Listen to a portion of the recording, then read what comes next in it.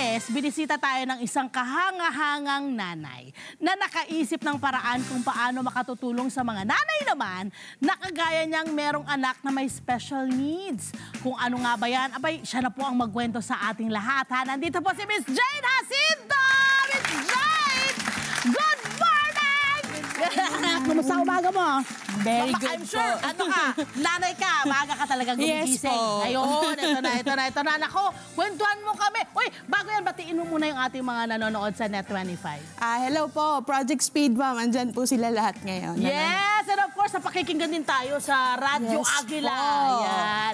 Nako, Miss Jane, Mami Jane, ha, meron po siyang 2 anak at yung panganay niya ay na-diagnose po na may Attention Deficit Hyperactive Disorder o ADHD.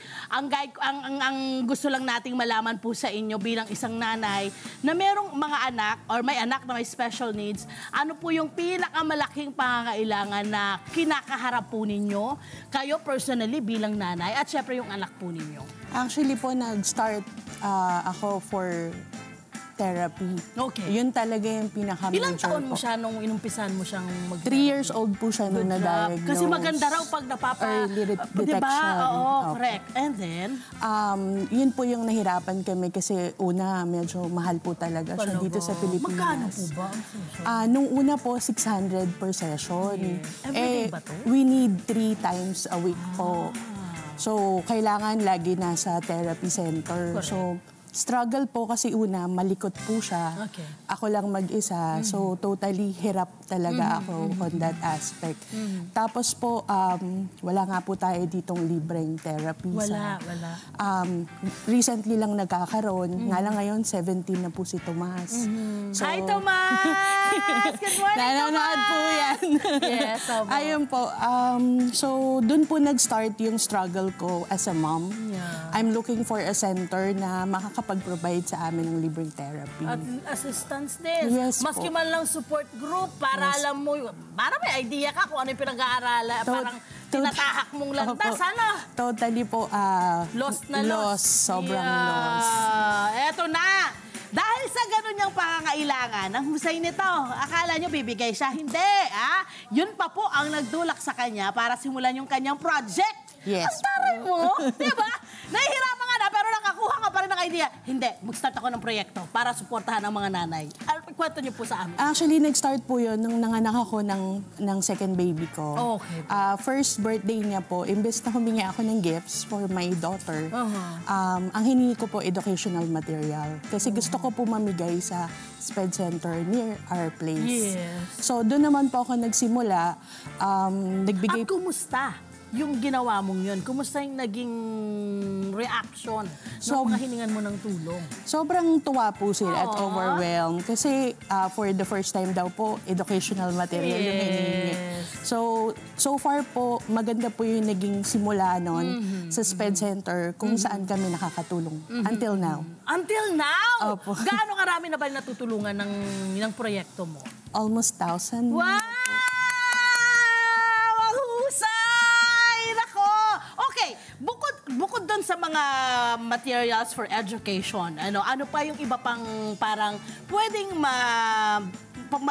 magkaroon ng benepisyo ang isang miyembro ng inyong grupo?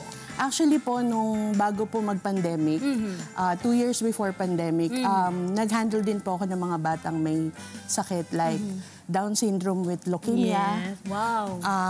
So, doon po ako nagsimula kasi may isa pong nanay nagsisend ng message sa page namin asking for ano po yung pwede nilang mahinging tulong sa amin. So, ang project po is all about livelihood. Pero yung pupunta ka po sa hospital, makikita niyo po yung pasyente.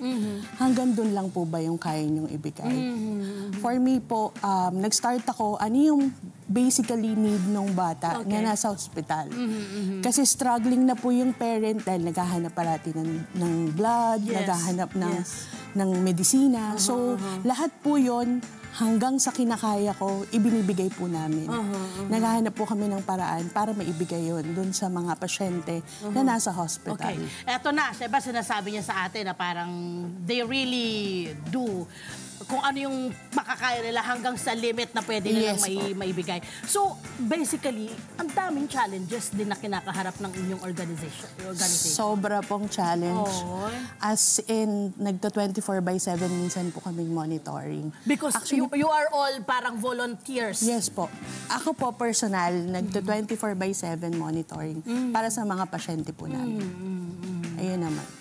So ano yung mga pwedeng parang itulong sa inyong organisasyon para yung ating mga kababayan? Alam mo, isa sa mga napapansin ko, no, yung ating mga kababayan, parang naghahanap lang sila ng legit na venue talaga na pwedeng mag-extend ng kanilang health. Yes. So paano yung Basically ginagawa po niyo? ngayon, ang unang pinaka-latest project po ng Speed Mom is yung pantry pagmamahal na nasa loob ng National Children's Hospital? Yes po. Okay.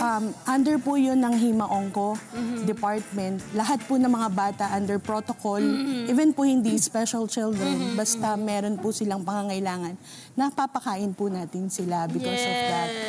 Ako, ang hinihingi ko po talaga yung kailangan doon sa loob. Yes. Secondly na po, yung pagbibenta namin ng livelihood. Yun! Ito po yung kanilang isang bagay na pwede nyo pong maitulong.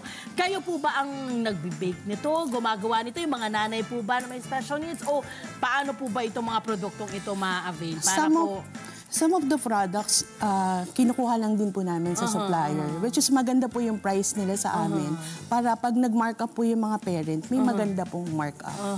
So yung iba naman po, ginagawa nila habang naghihintay ng protocol. Yes. Sabi ko nga, huwag niyo sayangin yung oras. Yeah. Kasi sayang. So, ang ginagawa po nila, kasi syempre, pag mga nanay, hindi pwedeng maiwanan yung kanilang mga Yes anak. po. So, ito yung way nila. Ano to, Opo. online lahat ginagawa ng mga nanay? Or paano? Or sa organisasyon na ninyo mismo ma-avail? Sa amin po pwede. Pwede rin po sa kanila. Personal po silang nagde-deliver. Okay. At kami po mismo pumupunta from north to south sending these products to them. Para hindi na po sila kailangan lumabas, pumunta sa Grabe iba. ang dedikasyon nyo. Yes po, ma'am. Ano ang, bakit ganyan? Bakit ganyan? Parang napaka-selfless na. Parang feeling ko, hindi lang yung anak mo, yung anak mo. I mean, parang, ayan, mag-iiyak ka. Anak ko po sila lahat. Ay, naku naman. Grabe yung dedication mo. I mean, di ba, yung 24/7, you'll go through yung way mo para to reach these parents na kailangan Yes ng po. tulong. As much as I can, as much as with my husband can, we go to them para madala yung pangkabuhayan. Kasi for me, ito po yung bread and butter nila. Kasi hindi sila maka-work. Yung nag-work, napapabayaan po yung pasyente. So kung kaya, ibigay natin lahat. I will see to it na mabibigay po natin lahat sa kanila. Hanggang kailan niyo po gagawin yung ganitong klaseng advokasya nyo, yung ganitong klaseng intense? Ang intense nyo, ang intense ng inyong pagnanasa na makatulong dito sa mga nanay. For me po, hanggang may hininga. Dito po ako nabubuhay, dito po pumipintig ang puso ko. So, Naku, siguro si Tomas, Hanggang proud na kaya. proud sa'yo. Tomas, naka yung nanay mo. Makahula itong nanay mo, ha? Love na love ka, ha? Opo. I'm sure Tomas loves you so much. Alam mo, ang napansin ko, yung ating mga bata or mga kababayan or mga tao na nandun sa spectrum na yun, they have this pure love, ano? yes And po, care. mas sobrang love po nila tayo compare po dun sa mga iba. Kaya mong ibigay, ano? Opo. Naku, ito na! Baka tayo, tuluyan na talaga. Mag-iyak ka dito. Ano yung mga mensahe mo, no, sa ating mga magulang, lalo na yung mga kagaya mo na really struggling, lalo na yung mga first time lang na Yes makakaharap po. ng ganitong klaseng challenge sa buhay. Ano yung pwede mong ibigay sa kanila para maging kagaya mo na parang wow ha, ang tatag, at tapos from that challenge nakabuo ng advokasya para makatulong sa iba. For me po, sa mga nanay na katulad namin, huwag po kayo susuko. Isipin nyo, lagi tayong magtutulungan. Lagi po kami nandito, handang umagapay sa inyo. As much as kaya, ibibigay po namin. Pero sana, gawa din po tayo ng paraan. Yes! Tama, Miss Jane! Tama yung sinasabi niya. May tutulong sa inyo, pero hindi dapat na inaasa nyo doon sa tumutulong sa inyo ang lahat-lahat. Yes po. Kailangan gumagawa ka rin sa ikaw sa sarili mo, na matulungan ang sarili mo at yung mga tao or yung pamilya sa paligid mo. Yes po.